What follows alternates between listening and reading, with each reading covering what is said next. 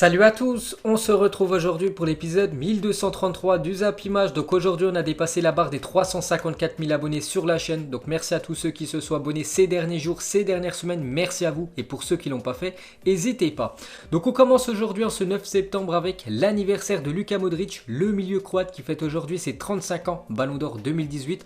Joyeux anniversaire à la première personne qui a réussi à détrôner Messi et CR7 en termes de Ballon d'Or. Parce que depuis 2008, Messi et Cristiano Ronaldo ont remporté tous les Ballons d'Or, à part en 2018, vu que c'est le milieu croate qui a remporté ce trophée. On peut voir aussi tout ce qu'il a remporté en trophée tout au long de sa carrière. 4 fois la Ligue des Champions avec l'équipe du Real Madrid, élu meilleur joueur de la Coupe du Monde 2018. Donc bon anniversaire au milieu croate. Ensuite on ouvre la page Ligue des Nations. On commence avec l'équipe de France qui jouait hier soir contre la Croatie. Dernière affiche de la Coupe du Monde et victoire des Français 4-2 contre la Croatie. Donc Griezmann, Upamecano et Giroud ont été buteurs côté français. Il y a un but contre son camp, nageur croate. Donc pour revenir sur le match, l'équipe de France a vraiment galéré contre cette équipe croate. Heureusement quand même qu'ils ont gagné ce match. Donc voilà, le plus important c'est la victoire. Mais vraiment ils ont galéré hier contre cette équipe de Croatie qui était très bonne. Ensuite pour continuer sur cette affiche, quel plaisir, c'est France-Croatie. Donc le 15 juillet 2018, France-Croatie 4-2, finale de la Coupe du Monde. Et le 8 septembre 2020, France-Croatie 4-2 une nouvelle fois. Donc parfait, c'est vrai que l'équipe de France n'a jamais perdu contre la Croatie en match officiel. Donc ça se poursuit, cette belle série pour les Français. On va parler de Giroud qui était remplaçant hier. Il est rentré en cours de jeu, l'attaquant de Chelsea, et il a été buteur sur penalty. Donc Giroud vient d'inscrire son 40e but en équipe de France. Il n'est plus qu'à une unité d'égaler Michel Platini et de devenir le deuxième meilleur buteur de l'histoire de l'équipe de France. Toujours aussi décisif, Olivier Giroud, plus qu'à un but, et deviendra le deuxième meilleur buteur de l'histoire de l'équipe de France. C'est quand même incroyable pour lui. Cette fois-ci on va parler d'Antoine Griezmann qui a été décisif hier, il y a quelques jours en Suède. Il était catastrophique Griezmann, plutôt bon hier, parce que comme je l'ai dit, il a marqué un but et fait une passe D. Donc il a inscrit hier son 31e but en équipe de France. Il devient ainsi le 5e meilleur buteur de l'histoire des Bleus en égalant Zinedine Zidane. On peut voir ce top 6 des meilleurs buteurs en sélection. Donc toujours dominé par Thierry Henry, 51 buts en 123 sélections. Deuxième Platini, 41 buts en 72 sélections. Et Giroud, troisième position, 40 buts en 99 sélections pour Olivier Giroud. On peut voir aussi que Griezmann a rejoint Zidane.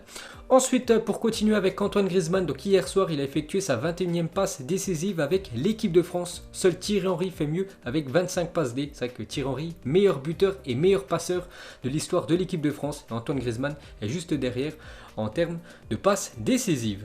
Ensuite, on va parler du jeune crack rennais Eduardo Camavinga qui a joué quelques minutes hier.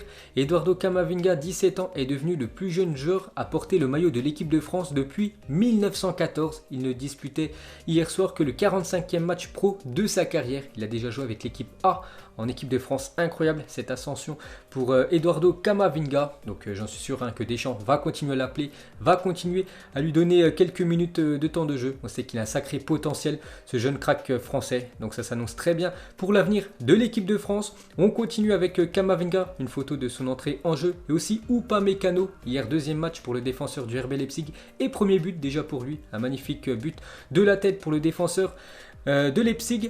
Ensuite on va parler de l'autre match dans le même groupe que l'équipe de France, Suède contre le Portugal, et les Portugais sont venus s'imposer 2-0 du côté de la Suède. Donc le Portugal s'impose grâce à un doublé de Cristiano Ronaldo qui était forfait lors du dernier match contre la Croatie. Il était bien présent hier soir et doublé pour lui, et c'est lui qui donne la victoire au Portugal. Donc on peut voir le classement de ce groupe 3 de la Ligue A, de la Ligue des Nations. Donc le Portugal et l'équipe de France en première position vu que les deux équipes ont gagné lors de match. Donc 6 points pour ces deux équipes. La Suède et la Croatie 0 points. Donc prochain rassemblement pour l'équipe de France, France-Portugal, qui aura lieu le mois prochain, lors du mois d'octobre. Donc on peut voir que le Portugal est devant la France, parce que meilleure différence de but pour les Portugais. Donc on revient sur Cristiano Ronaldo avec son doublé hier. Il a inscrit ses 100e et 101e but avec la sélection portugaise. Incroyable Cristiano Ronaldo qui dépasse cette barre symbolique des 100 buts inscrits en sélection.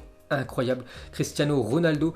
On peut voir son 100e but, il a été inscrit d'un magnifique coup franc. Ça faisait longtemps que Cristiano Ronaldo n'avait pas marqué de coup franc. Il nous a marqué un magnifique coup franc hier contre cette équipe de Suède. Ça m'a fait penser au coup franc qu'il avait inscrit en Coupe du Monde contre l'équipe espagnole. Donc le coup franc marqué par CR7 hier soir. Magnifique but inscrit par CR7. Donc le gardien suédois n'a rien pu faire par rapport à ce bijou inscrit par le Portugais.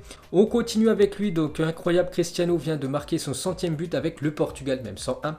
Donc en tout 165 matchs avec le Portugal, en tout 101 buts et 30 passes décisives. CR7 a marqué contre 40 sélections différentes dans toute sa carrière, incroyable. On continue avec lui, donc Cristiano Ronaldo est le premier joueur de l'histoire à marquer plus de 100 buts en Ligue des Champions et en sélection. Roi du monde Cristiano Ronaldo, parce qu'en Ligue des Champions, tout au long de sa carrière, il inscrit 131 buts, actuellement le meilleur buteur de l'histoire de la LDC et 101 buts en sélection. Donc encore une stat exceptionnelle sur le Portugais. Ensuite, cette fois-ci, regardez le classement des meilleurs buteurs de l'histoire en équipe nationale et Cristiano Ronaldo toujours en deuxième position. Mais CR7 revient très fort sur actuellement le recordman. Donc c'est Ali Daoui, donc un joueur iranien qui a inscrit 109 buts avec l'équipe d'Iran. Donc Cristiano Ronaldo 101 buts. On peut voir quand même qu'il a creusé l'écart par rapport au troisième. Le joueur hongrois Puskás qui a marqué 85 buts avec la sélection d'Hongrie. On peut voir par exemple que Pelé 77 buts inscrits avec le Brésil, Messi 70 pour vous montrer quand même le nombre de buts inscrits par Cristiano Ronaldo, c'est complètement irréel. Ensuite, pour revenir sur l'attaquant iranien Ali Daoui, donc on va comparer lui et Cristiano Ronaldo contre quel pays, ils ont inscrit leurs buts. Donc on peut voir qu'Ali Daoui qui a inscrit 109 buts contre 36 pays différents, mais peut-être le plus gros pays où il a inscrit un but, c'est peut-être l'équipe du Mexique. Si je regarde tous les drapeaux, il y a même des drapeaux que je connais même pas où il a inscrit un but, cet attaquant iranien. Et si on compare avec Cristiano Ronaldo, lui qui a inscrit 101 buts contre 41 pays différents, donc lui il a quand même marqué contre des pays voilà, du top mondial, donc comme la Belgique, 3 buts contre la Belgique, meilleure équipe au classement FIFA, les Belges, 1 but contre la Croatie, 3 buts contre l'Espagne, 1 but contre l'Argentine, 4 buts contre les Pays-Bas, pour vous dire la différence entre ces deux-là. Ensuite, pour continuer avec CR7, donc on sait qu'il a 101 buts avec le Portugal, mais si on compare avec les autres grosses nations du football, on va regarder les meilleurs buteurs, donc par exemple le Brésil, c'est Pelé, 77 buts, en Allemagne c'est Klose, 71 buts, en Argentine 70 buts par Lionel Messi, en Espagne Villa, 59 buts, en France Thierry Henry, 51 buts, comme Cristiano Ronaldo a inscrit le double de nombre de buts inscrits par Thierry Henry, meilleur buteur de l'histoire de l'équipe de France, pour vous montrer l'exploit du Portugais. Ensuite, cette fois-ci, on va comparer Messi et Cristiano Ronaldo. Donc Messi, 70 buts avec l'Argentine, Cristiano Ronaldo, 101 buts. On peut voir aussi contre tous les pays où ils ont inscrit au moins un but. Ces deux-là, on continue avec Cristiano Ronaldo, donc but avec leur sélection dans des matchs officiels sans les matchs amicaux. Donc Cristiano Ronaldo, sur ses 101 buts avec le Portugal, il a inscrit 84 buts en match officiel et le reste en match amical, alors que Messi et Neymar, si on additionne les deux, en match officiel, ils ont inscrit seulement, si on additionne les deux bien sûr, 55 buts. Donc on peut voir aussi la différence avec CR7. Et pour finir avec le Portugais, donc depuis qu'il a 30 ans, donc actuellement il a 35 ans, Cristiano Ronaldo. Donc Ronaldo a inscrit 49 buts en 47 matchs avec la sélection portugaise, incroyable, plus les vieux, plus les forts, le joueur portugais. Et pour finir avec lui, pas mal de ses anciens coéquipiers lui ont fait une petite dédicace par rapport à ce cap des 100 buts franchis. Et par exemple Nuno Gomes, ancien joueur portugais, il a dit: je te félicite pour avoir atteint les 100 buts avec la sélection, quel plaisir ce fut d'être ton coéquipier, tu es la fierté de tous les Portugais. Cette fois-ci c'est Deco, ancien portugais, enfin ancien joueur du Portugal. 100 buts, c'est le signe d'un phénomène absolu, d'un recordman comme toi, il n'y a qu'un monstre pour le réaliser. Cette fois-ci Nani, il a dit 100 buts, c'est incroyable, même si pour toi c'est normal, ça me rend fier de faire partie de ton histoire, l'histoire du meilleur de tous les temps. Donc cette fois-ci Rio Ferdinand, qui est très proche de Cristiano Ronaldo, les deux ont évolué il y a pas mal d'années du côté de Manchester United. Certains joueurs n'arrivent même pas à marquer 100 buts dans toute leur carrière. On ne parle pas de tes buts en club, seulement en sélection, c'est dingue, félicitations. Cette fois-ci Marcelo, ancien coéquipier du côté du Real Madrid, mon frère, que m'a offert le football. Je suis si heureux d'être ici à te féliciter pour tes 100 buts avec la Seleção. Je suis fier de faire partie de ta carrière. Donc voilà toutes les belles déclarations envers Cristiano Ronaldo. Ensuite, on continue avec les autres matchs de la soirée d'hier. L'Angleterre se déplaçait du côté du Danemark, pas grand chose à dire, vu que le score a été nul et vierge, 0 partout entre ces deux formations. Et pour finir, la Belgique qui jouait à domicile contre l'Islande, gros succès des Belges comme d'habitude. Donc 5-1 pour la Belgique, dont un doublé de Batshuayi, un but de Witsel, un but de Mertens et un but de Doku. Et pour finir avec cette soirée de Ligue des Nations, si nous jetons un coup d'œil à tous les autres résultats de la soirée d'hier. Ensuite, on va prendre des nouvelles de Nicolo Zaniolo, le joueur italien, parce qu'avant-hier, il a eu une grave blessure contre les Pays-Bas. Et maintenant, c'est officiel, Zaniolo souffre d'une rupture des ligaments du genou gauche. Il s'était déjà rompu ceux du genou droit en janvier dernier. Donc, pas de chance pour lui. Donc, force à lui. Donc, du coup, 6 mois d'absence pour le joueur de l'AS Roma. Gros coup dur pour lui, vu que la saison va reprendre très prochainement. Donc 20e fois qu'un joueur de la Roma se fait des croisés en 6 ans. On peut voir tous les joueurs qui ont été victimes de cette grave blessure pendant les 6 dernières années.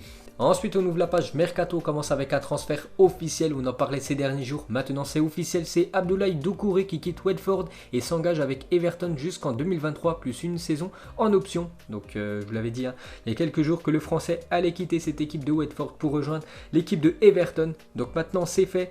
Et Everton, cet été, un mercato plutôt pas mal, parce que Rames, Alan et Doucouré ont rejoint le club. Ensuite, cette fois-ci, on va parler du défenseur brésilien de Lyon. Et c'est officiel, Raphaël quitte l'OL et signe à l'Istanbul Başakşehir. Et c'est officiel après Marsal, il y a quelques jours, après avoir quitté cette équipe de Lyon pour avoir rejoint Wolverhampton. Un autre défenseur, c'est Raphaël qui quitte le club et rejoint cette équipe turque. Donc déjà 2 défenseurs qui ont quitté l'équipe de Lyon. Un troisième pourrait quitter aussi cette équipe de l'OL dans les futures heures. C'est Kenny Tété, va quitter Lyon pour signé à Fulham. Le joueur a déjà passé sa visite médicale avec le club anglais et un accord entre les deux clubs a été trouvé. Donc un autre défenseur pourrait quitter le club du côté de Lyon et même un autre parce que c'est De Neuer, le défenseur belge, serait la priorité de Naples pendant ce mercato 2020. Donc à Lyon, tous les défenseurs sont transférés. Et pour finir avec l'Olympique Lyonnais, on peut voir que Memphis Depay fait la une aujourd'hui du journal Mundo Deportivo. C'est marqué en titre Lyon Depay. Le néerlandais a admis qu'il y avait un intérêt du Barça à le signer avec Koeman comme supporter. Le club tente d'inclure Umtiti dans une opération qui le verrait revenir à Lyon. Donc en fait quasiment un échange. Depay prend la direction du Barça et le Barça, dans le sens inverse, envoie Umtiti du côté de Lyon. Umtiti a déjà joué du côté de l'OL il y a quelques années. On peut voir que Depay, priorité du club Blaugrana pour ce mercato 2020. Cette fois-ci les gars, on va parler du Paris Saint-Germain. Une bonne nouvelle peut-être pour le PSG. Donc le PSG pourrait récupérer Di Maria, Paredes et Neymar en vue du Classico face à Marseille dimanche soir. Donc déjà ces 3 là sont forfaits demain contre Lens, mais dimanche peut-être seront là. Ces 3 joueurs parisiens. Un 4e joueur entre Icardi et Navas, voire Marquinhos, pourrait également être apte. Donc je vous laisse lire le résumé de RMC. Pourquoi ces joueurs pourraient revenir avec le PSG et jouer le Classico dimanche soir. Ensuite les gars, on va parler de l'ancien parisien Tanguy Kouassi, maintenant joueur du Bayern Munich, victime d'une blessure à la cuisse et forfait 6 semaines. Donc ça commence mal son aventure du côté du club allemand pour l'ancien parisien.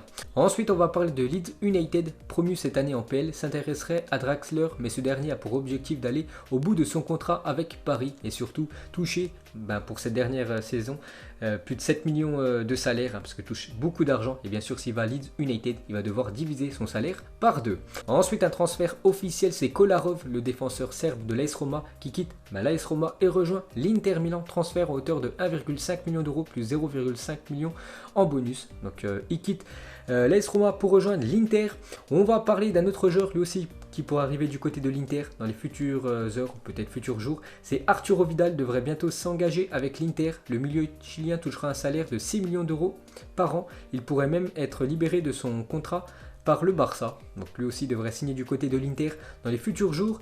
Et pour finir avec le FC Barcelone, avec les joueurs qui vont quitter le club, donc l'accord entre Arturo Vidal et l'Inter sera officialisé dans les prochaines heures. Et le départ de Luis Suarez, parce que Suarez devrait quitter l'équipe du Barça pour aller du côté de la Juventus, avance lentement en raison de son salaire élevé. N'oubliez pas qu'il touche quand même plus de 15 millions d'euros, donc il faut qu'il négocie avec la Juventus. Ensuite une info officielle, la Super Coupe d'Europe entre le Bayern Munich et le FC Séville se déroulera le 24 septembre prochain à Budapest, donc en Hongrie.